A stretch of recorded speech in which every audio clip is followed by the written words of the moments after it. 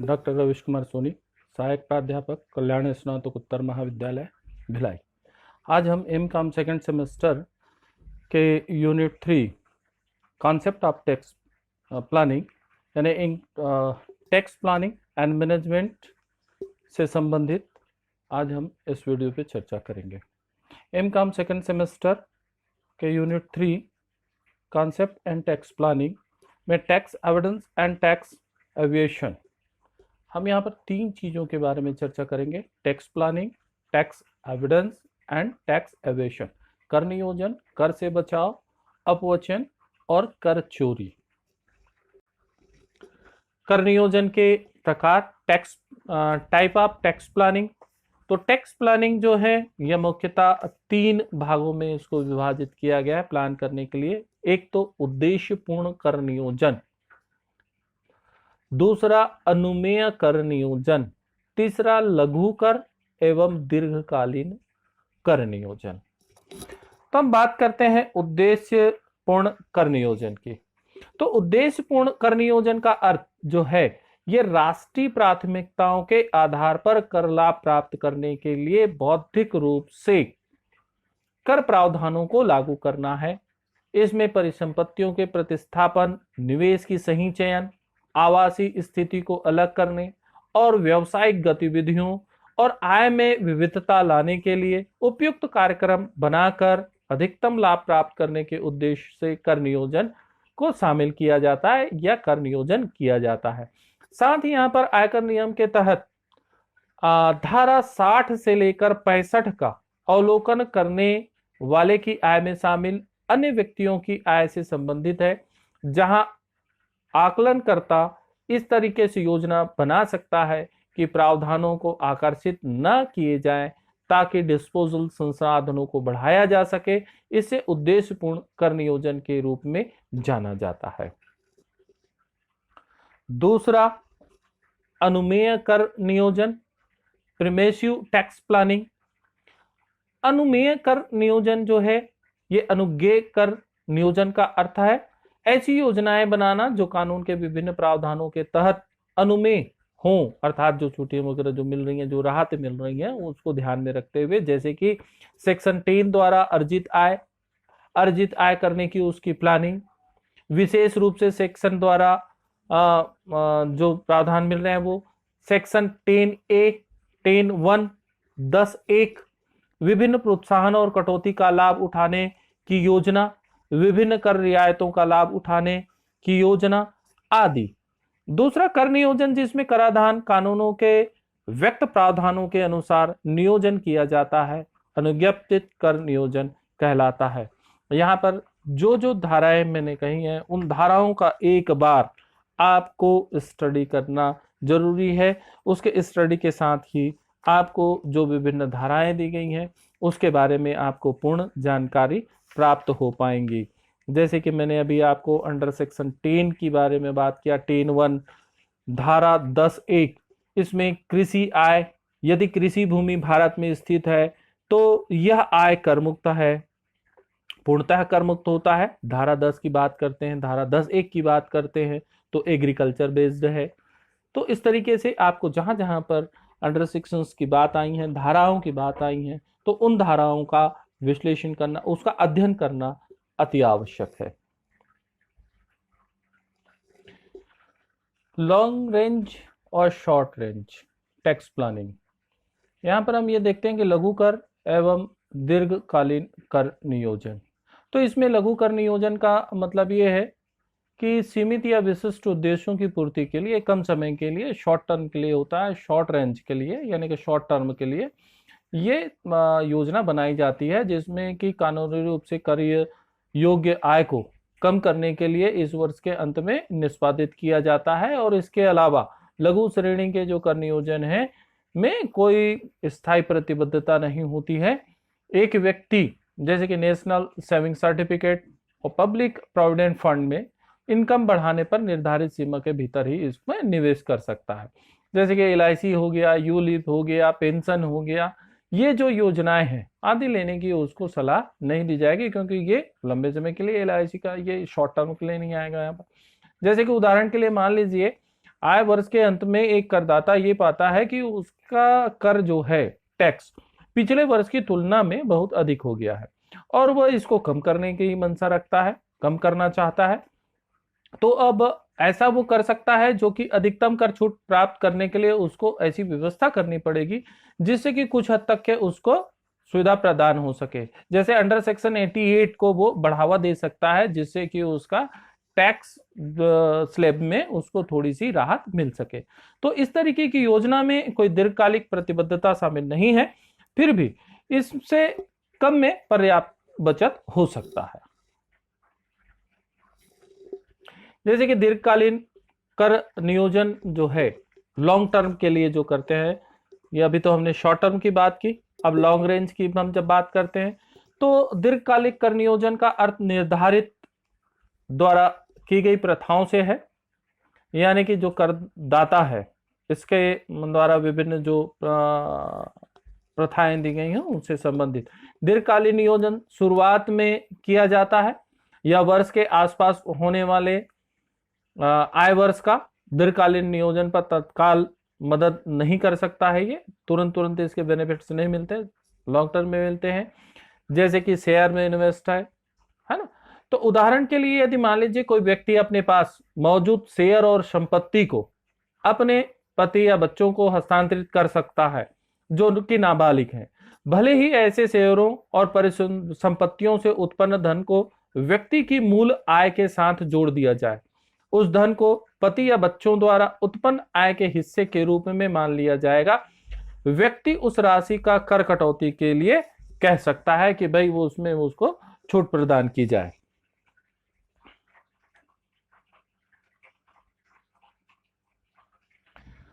अब नेक्स्ट, ये तो टैक्स प्लानिंग की बात हो गई। टैक्स प्लानिंग के बाद हम आगे बढ़ते हैं। दूसरी स्थिति है कर बचाव, कर अपवचन जिसको कि कर अपवंचन जिसको कि कहा जाता है। कर अपवंचन, टैक्स एविडेंस, तो यहां पर ये महत्वपूर्ण हो जाता है कि भाई जो व्यक्ति जो है कर बचाने की कोशिश करता है, अपना कम से कम उसको कर पटाना पड़े, तो उस माध्यम से वो विभिन्न प्रकार से अपने साधनों का उपयोग करता है। तो अभी तक हमने टैक्स प्लानिंग के बारे में बात की, अब कर अपवचन या बचाव। तो कर बचाव का अर्थ किसी भी प्रकार से करारोपण के विधान का उल्लंघन किए बिना विधान की, अधिनियमों की कमजोरियों को पकड़कर उनका लाभ उठाकर कर दायित्व कम करना होता है। जैसे कि पूर्व में मैंने बताया कि टैक्स प्लानिंग के लिए कि भाई यहाँ पर किसी भी प्रकार कर रोपण के विधान के आयोजनों का, माने भारतीय आयकर अधिनियम के अंतर्गत रहते हुए अधिनियम का उल्लंघन ना करते हुए उसके जो लूप होल्स हैं, जो हमारे सेक्शंस दिए हैं, जो छूट प्रदान किए गए हैं विभिन्न भिन्न स्थानों पर अलग अलग व्यक्तियों के लिए, और विभिन्न प्रकार की जो सुविधाएं दी हैं और उसमें जो परिभाषित की गई हैं, और उन क्लॉज पर, सेक्शंस पर कुछ लूप होल्स हैं, कुछ चीजें हैं, तो उन कमजोरियों को पकड़कर उनका लाभ उठाकर कर दायित्व कम किया जा सकता है। यह कानून को तोड़े बिना कर को चकमा देने का कार्य है, अर्थात नियम का उल्लंघन नहीं होना चाहिए, नियम जो है वह अपने स्थान पर सही हो, वह परफेक्ट होनी चाहिए। नियम का किसी भी प्रकार से उल्लंघन जो है अवैधानिक माना जाता है। तो यहां पर नियमों का उल्लंघन किए बिना अच्छे तरीके से उसको समझना और उसके बाद, ठीक है, तो यहां पर ये कानून को बिना तोड़े उससे अपना मतलब साधना है और अपने लाभ के लिए सोचना है और अपने फायदे के तरफ उसको ले जाना है। तो यह कानून को तोड़े बिना कर को चकमा देने का कार्य है। इसका मतलब है कि वह करदाता अपनी वित्तीय गतिविधियों को इस तरीके से व्यवस्थित करता है कि यद्यपि यह कर कानून के चार कोनों में है, लेकिन कर की कमी के लिए कर कानून में मौजूद खामियों का फायदा उठाता है। यानी कि जो नियम है, प्रावधान है, परिनियम है, अधिनियम है, उनमें जो कमियां हैं उसका वो फायदा उठा लेता है। अर्थात दूसरे शब्दों में हम ये कह सकते हैं कि कानून के अक्षरशः का अनुपालन किया गया है लेकिन कानून के पीछे नहीं है। तो इस तरीके से इससे उसका फायदा उठाया जा सकता है कि भाई कर अपवचन है, कर बचत है, तो यहाँ नियमों के लूप होल्स हैं, उसका फायदा उठाकर वो अपने टैक्स प्लान को कम कर सकता है। अर्थात हम ये कह सकते हैं कि कर से बचाव कानूनी तरीकों के माध्यम से अपने करदेता को कम करने का एक अभ्यास है जिसमें हम टैक्स को बचाते हैं। तो टैक्स बचाने की जो अनिश्चितता के कारण उसमें जो आगे बढ़ने से पहले जो कानूनी राय लेनी काफी महत्वपूर्ण हो जाती है। किसी व्यक्ति को वो जो करदाता है वह यदि ऐसा करता है तो उसको आयकर अधिनियम के एक्सपर्ट्स या जैसे कि मैंने बताया सीए हैं या उसके जो टैक्स प्लानर हैं उनसे सलाह मशवरा करना बहुत जरूरी है जिससे कि वह अपने कर दायित्व को कम कर सके। दूसरा हम ये देखते हैं कि कर की चोरी जो है यानी व्यक्ति, पारंपरिक व्यापारिक संस्थाएं, ट्रस्ट, अन्य समूहों द्वारा अवैध तरीके अपनाकर, गलत सूचना देकर या सही सूचना छिपाकर कर बचाना या कम कर अदा करना कर अपवंचन टैक्स कहलाता है। तो कर की जो चोरी है, कर वंचना जिसको कि हम कहते हैं कर की चोरी, तो कर वंचना में करारोपण के विधान का स्पष्ट उल्लंघन होता है। तो कर चोरी जैसे कि अपने नाम से ही स्पष्ट हो गया, चोरी, चोरी मतलब कि छुपा कर, धोखे में रखकर, अंधेरे में रखकर, यानी हम गलत जानकारी बताकर, जो अधिनियम है, विधान है जो उसमें परिभाषित किए गए हैं हम उसका उल्लंघन करते हैं। तो इसे ही हम कर चोरी कहते हैं। इसमें आय छिपाकर झूठे तरीके से खर्चों को बढ़ा दिए जाते हैं, आय को कम कर दिए जाते हैं, बिक्री को कम दिखाया जाता है, बनावटी बना लिया जाता है, झूठे व्यवहार दिखा दिए जाते हैं कि जिससे कि फर्म को, संस्था को या स्वयं को हानि पहुंच रही हो, और उससे हम कटौती की मांग करते हैं कि भाई हमको हानि हो रही है तो हमको भाई छूट मिलनी चाहिए, ये मिलनी चाहिए, लेकिन वो हम गलत तरीके से उसको शो कर रहे हैं, वो सारी चीजें गलत तरीके से शो करके किए जाते हैं।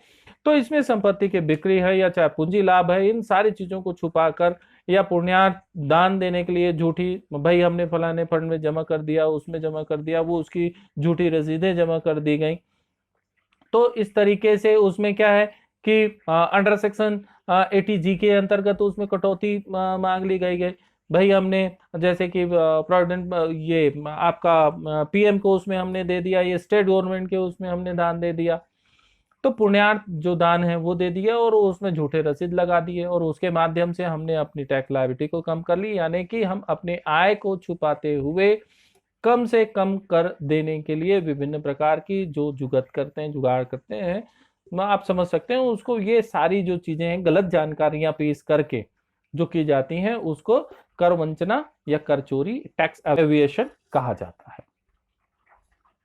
कर की चोरी जो है, कोई भी व्यक्ति अवैध तरीका जो कर देता को कम करता है उसे कर चोरी के रूप में जाना जाता है। तो जैसे कि हम ये देखते हैं कि भाई बेईमान साधनों को लागू करके उसमें चोरी का सहारा लिया जाता है, जैसे आय की चिंता, अत्यधिक व्यय का दावा, खातों का मिथ्याकरण, नियमों की दृष्ट हिंसा। जैसे कि मैंने आपको बताया भाई आय की चिंता यानी कि आय कम हो गई है ना। अत्यधिक व्यय का दावा करना, भाई हमारी इनकम नहीं है, उससे कहीं ज्यादा व्यय हो जा रहा है, उसको गलत ढंग से हम शो कर दे रहे हैं खातों में, और जिसके माध्यम से हम छूट की प्रार्थना करते हैं या मनसा रखते हैं और उसमें छूट लेते हैं। खातों का मिथ्याकरण यानी खाते जो तैयार किए गए हैं उसमें हेरा फेरी कर दिया गया है। तो इस तरीके से कर की चोरी जो है वह कहलाती है। अब यहां पर हम आगे बढ़ते हैं और ये देखते हैं कि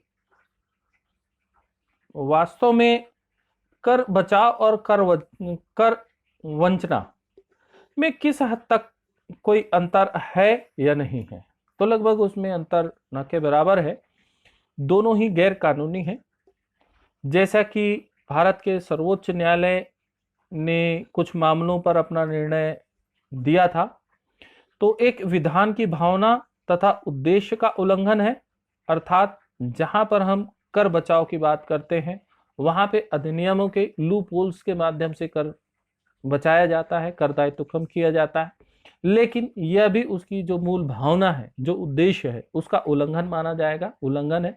तो दूसरे शब्दों में हम ये कहते हैं कि सीधा सीधा जो अधिनियम दिए गए हैं उसका उल्लंघन है। तो उल्लंघन दोनों में ही है। इन दोनों में करदाता की योग्यता नहीं झलकती है कि भाई वो बेईमान है या ईमानदार है। वास्तविक योग्यता कर नियोजन में ही झलकता है, यानी कि जो टैक्स प्लानिंग की जाती है।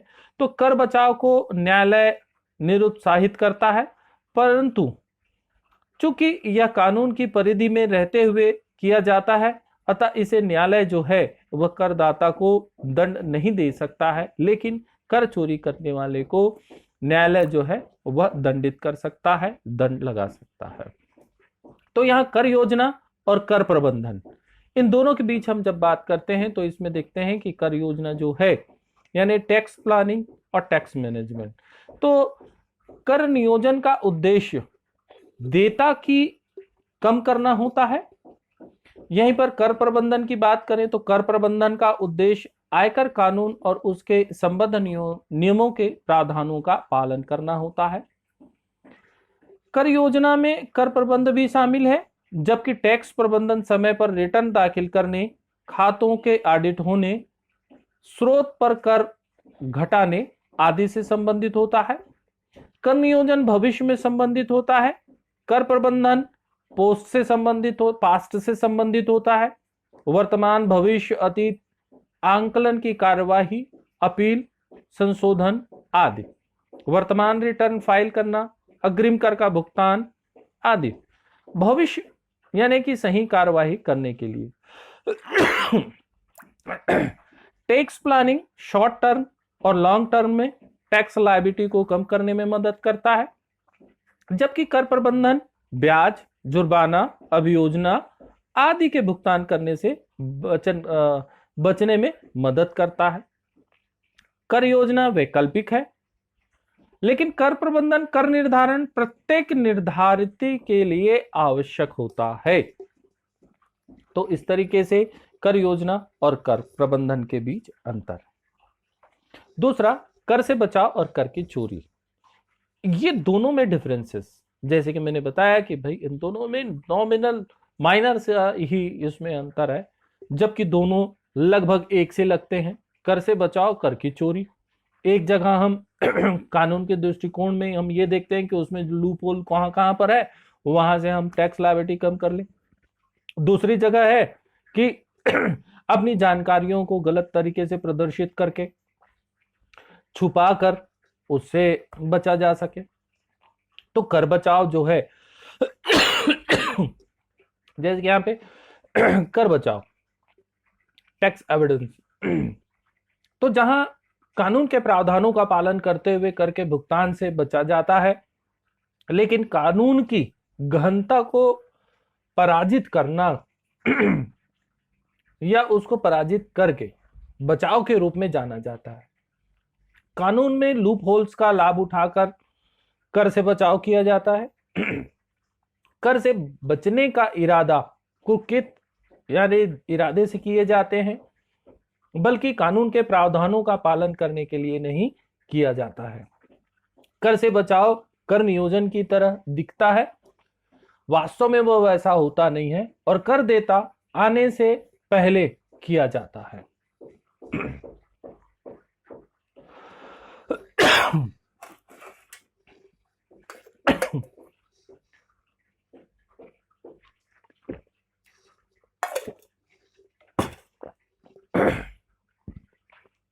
दूसरा, कर की चोरी के बारे में बात करते हैं। यहां अवैध तरीके से कर के भुगतान से बचा जाता है या धोखाधड़ी करके बचा जाता है, उसको चोरी कहा जाता है। अनुचित साधनों का नियोजित करके चोरी को अंजाम दिया जाता है, मैंने प्लान कर लिया जाता है भाई कि कैसे कैसे करना है, जिसको हम कहते हैं ना टैक्स चोरी, कि भाई गलत तरीके से प्रदर्शित कर दिया गया है, अपने आय को छुपा लिया गया है, या अपने जो जानकारियां हैं उनको गलत तरीके से बता दी गई। टैक्स लायबिलिटी जो है वह अपने लायबिलिटीज को ज्यादा शो कर दिया। प्रॉपर्टी जो है, जो संपत्तियां हैं वो कम बता रही हैं। आय कम बताना, व्यय ज्यादा बताना। टैक्स चोरी टैक्स का भुगतान करने का एक गैर कानूनी तरीका है और डिफाल्टर को दंडित किया जा सकता है। टैक्स चोरी जो होता है तो उसमें यदि उसको ये साबित हो जाता है कि उसने कर की चोरी की है तो इसके लिए उसको दंड का प्रावधान है।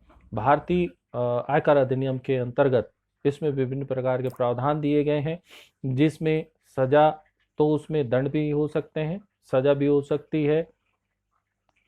कर चोरी की धोखाधड़ी, तो धोखाधड़ी तो है ही, और कर देता उत्पन्न होने के बाद किया जाता है। यानी कि कर चोरी की धोखाधड़ी है और कर देता उत्पन्न होने के बाद धोखाधड़ी करता है। तो इस तरीके से है, यानी कि सारी जानकारियों को गलत तरीके से प्रदर्शित करने पर। धन्यवाद। आपको ये वीडियो पसंद आया होगा। इसमें मैंने सारे चीज़ों को समाहित करने की कोशिश की है, जहां पर मैंने तीनों ही चीज़ों को लिया। टैक्स प्लानिंग जो है, माने कर नियोजन, कर बचाव और कर चोरी, इन तीनों चीज़ों को एक साथ लेने की कोशिश मैंने की है। तीनों के एक साथ डेफिनेशन देने की कोशिश की है। यदि ये आपके विषय से संबंधित है, आपको ये परीक्षा उपयोगी हो सकता है, इसको समझने में आसानी होगी। हाँ, यहाँ पर एक बात मैं ये बताना चाहूँगा कि मैंने जो इस वीडियो में जिन धाराओं का, जिन सेक्शंस के मैंने उपयोग किए हैं, मैंने वो बताए, उसको एक बार अच्छे से अध्ययन करने की आवश्यकता है, जिससे आपको उन धाराओं के बारे में पूरी जानकारी हो कि वह किस से संबंधित है। जैसे धारा 80 से यू तक, 80 सी से 80 यू तक के, 88 ए का, धारा 10 ए, 15 धारा 10 ए बी, इन धाराओं का विशेष तौर पर यहाँ पर महत्व है और इनको समझना होगा और उसके अंतर्गत आप उससे लाभ ले सकते हैं। पुनः आप सभी को धन्यवाद इस वीडियो को सुनने के लिए। यदि इस लेक्चर में आपको कहीं पर कोई कमी लगती है या किसी भी प्रकार से आपको गलत जानकारी है या इसमें किसी भी प्रकार से कोई सुधार की आवश्यकता है, तो प्लीज़ आप मुझे इससे अवगत कराएं, ताकि मैं इसको अपग्रेड कर सकूं, इस वीडियो को दोबारा बना सकूं या आने वाले जो वीडियोस हैं उसमें उनका सुधार कर सकूं। और यदि आपको पसंद आता है तो इस वीडियो को आप लाइक ज़रूर करें, सब्सक्राइब करें। धन्यवाद। नमस्कार।